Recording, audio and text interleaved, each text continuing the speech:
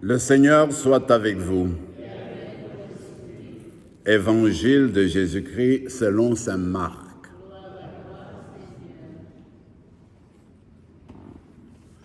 En ce temps-là, Jésus se retira avec ses disciples près de la mer, et une grande multitude de gens venus de la Galilée le suivirent. De Judée, de Jérusalem, d'Idumée, de Transjordanie et de la région de Tyr et de Sidon, vinrent aussi à lui une multitude de gens qui avaient entendu parler de ce qu'il faisait.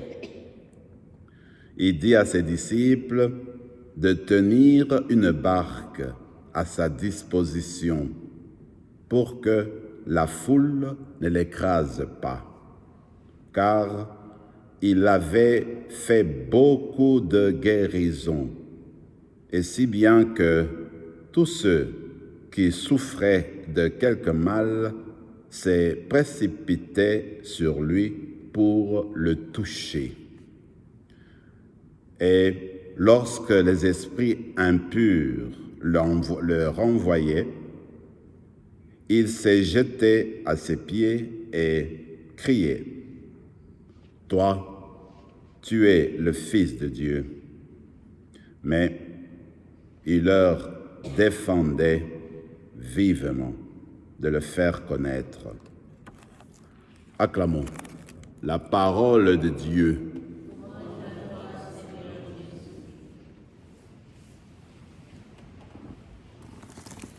Chaque fois que nous avons une célébration de la messe, qu'on le sait, durant la semaine, nous avons toujours une occasion d'entendre la parole de Dieu.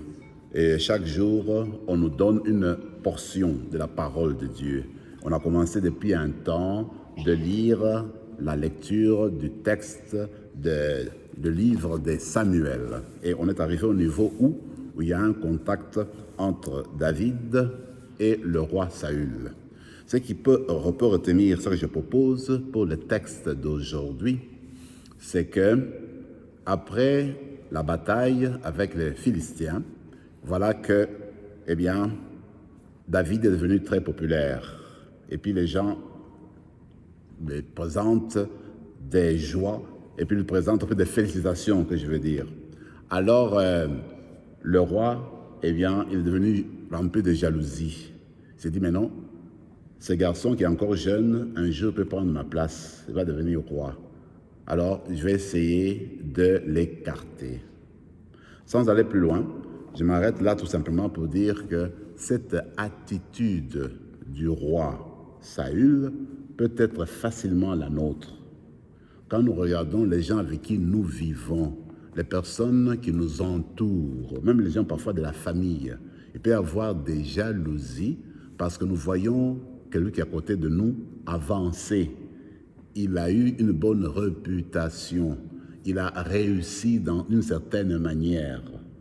Mais peut-être, ce que nous devons apprendre comme chrétiens, en commençant avec moi-même, tout le monde en fait, quand nous vivons avec une autre personne, qu'on travaille ensemble, quand il y a le succès qui arrive à côté de la personne, on peut demander la grâce du Seigneur de savoir encourager ce bien-là, encourager la personne qui continue à avancer toujours. Parce que le bien que fait cette personne-là vient aussi sur nous. Voyez-vous. En fait, ce que je veux simplement dire, c'est que encourager les personnes à vie en vie, aller toujours de l'avant. Quand ils ont fait du bien, savoir le reconnaître, présenter les félicitations, comme les dames l'ont exprimé dans le texte d'aujourd'hui par rapport à David. En regardant l'évangile d'aujourd'hui, je me suis rappelé rapidement de ce que Pierre rappelle, en fait, ce que Pierre dit dans cet extrait au chapitre 10 des Actes des Apôtres. Parce qu'il est dit, voilà, Jésus, partout où il faisait, dit Pierre, Jésus faisait du bien, partout où il passait.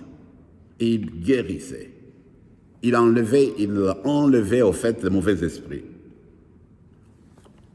dans le texte d'aujourd'hui, dans la présentation d'aujourd'hui, on voit Jésus au début de sa prédication, de sa vie publique.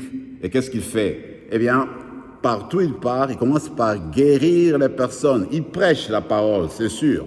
Il voit les besoins des personnes. Il vient répondre aux besoins des personnes. Alors là, on se rend compte combien il faisait du bien aux gens. Alors les gens ont entendu de cela, ils ont vu le témoignage, tout le monde veut aller le voir, tout le monde veut le toucher parce qu'il voulait recevoir une grâce de lui, il voulait recevoir une guérison de lui. Moi, je me dis, encore aujourd'hui, le Seigneur continue à nous parler, à nous guérir dans notre âme, dans notre corps, dans notre esprit.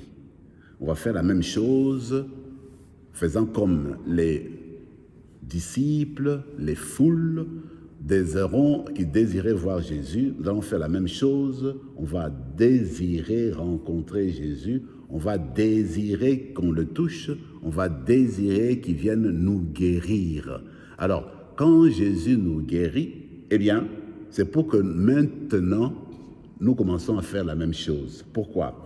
Parce que quand Jésus prêchait, quand il guérissait, tout ce qu'il a fait là, c'était en vue de reconnaître la grâce de Dieu, la présence de Dieu. Mais quand il demande à faire cela, c'est pour qu'à leur tour, les personnes qui le suivent fassent la même chose que Jésus, parce qu'ils étaient appelés à devenir des disciples. Comme vous le savez, devenir disciple, c'est quoi? C'est suivre ce que fait le Maître. Qui est le Maître? Le Maître, c'est Jésus. Alors, chacune d'entre nous est invité à devenir disciple. Alors, quand tu deviens disciple, c'est suivre comme Jésus. Alors, ce que Jésus fait, comme dit Pierre, Jésus faisait le bien partout où il allait. C'est que vous et moi, nous sommes appelés à faire comme Jésus. Partout où nous allons, là où nous vivons, eh bien, que nous fassions la même chose, c'est-à-dire faire du bien aux personnes. Et pour faire du bien aux personnes, nous aurons toujours besoin de la présence de l'Esprit, de la force justement de la parole de Dieu et de la présence de Jésus lui-même pour nous aider, nous apprendre à le faire. Comme je disais, comme on prie pour l'unité des chrétiens, une chose qu'on doit faire pour nous les catholiques, et nous prions pour toutes les autres dénominations chrétiennes, eh bien, que chaque chrétienne fasse sa part, c'est-à-dire fasse du bien partout où on est, partout où tu rencontres les personnes, tu désires et tu arrives à faire du bien, justement pour porter le témoignage à Jésus-Christ qui est venu en fait pour transformer ce monde et qui voudrait que le nouveau monde, le royaume de Dieu commence à prendre effet maintenant dans le jour d'aujourd'hui. Amen.